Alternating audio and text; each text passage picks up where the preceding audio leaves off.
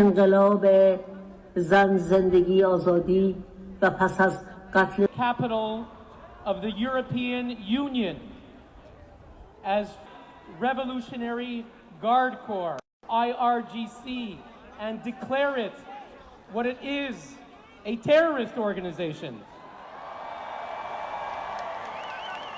Hopeful today, seeing all of you in your tens of thousands, I am hopeful because you have come together from across the continent, from Helsinki, from Gothenburg, from Glasgow in the north, to Nice, Barcelona and Lisbon in the south, from Manchester to Milan.